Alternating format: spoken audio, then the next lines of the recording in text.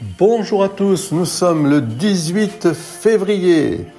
Eh bien, justement, nous allons contempler une dernière fois le mystère de Notre-Dame de Lourdes à travers le mystère de Sainte Bernadette, cette petite bergère tout à fait incroyable dans sa candeur, sa force d'âme et sa spiritualité aussi de simplicité.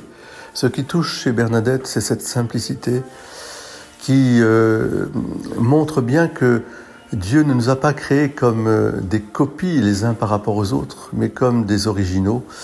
Et l'originalité de Bernadette, elle se manifeste par, je dirais, trois aspects qui me touchent beaucoup toujours chez elle. La première, c'est sa force d'âme, c'est-à-dire cette droiture, ce caractère intrépide. C'est une marque d'ailleurs de beaucoup de saints. Ils sont intrépides à répondre à la volonté de Dieu, quels que soient les obstacles. Mais c'est une intrépidité, je dirais, de simplicité.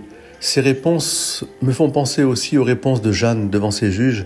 Ce sont des réponses jamais tarabiscotées, mais des réponses droites, claires. La deuxième chose, c'est l'intimité de Bernadette avec Marie. Elle vivra toujours, je dirais, dans la grotte, ce qui est son ciel, comme elle dira. Je ne vivrai pas un instant que je ne le passe en aimant. Et ô Jésus et Marie, dira-t-elle, faites enfin que toute ma consolation en ce monde soit de vous aimer, de souffrir pour les pécheurs.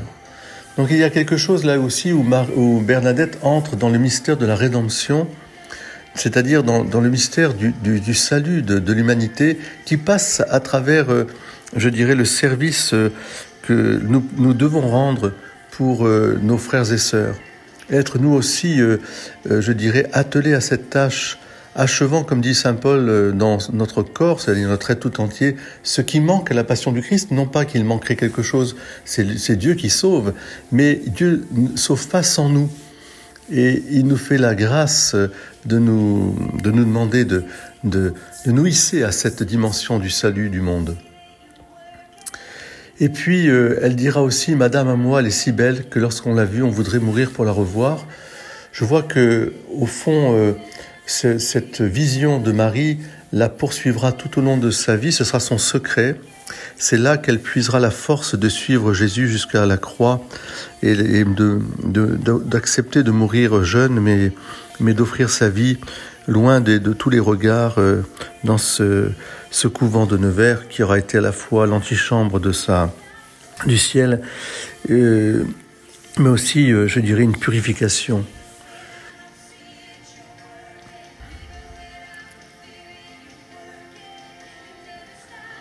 Ô Jésus, disait-elle, donnez-moi, je vous prie, le pain de l'humilité, le pain de l'obéissance, le pain de la charité, le pain de la patience, pour supporter les peines que mon cœur souffre.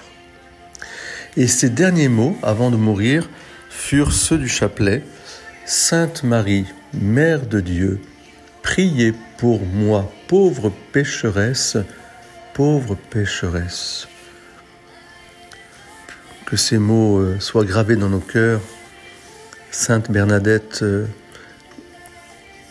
veillez sur la France, veillez sur tous les pèlerins qui viennent à Lourdes, veillez sur moi qui vous parle aussi, et que je puisse aussi imiter votre dévotion mariale, être un dévot du chapelet et pouvoir aussi partir au ciel en disant « Sainte Marie, Mère de Dieu, priez pour moi, pauvre pécheur, pauvre pécheur. » Amen.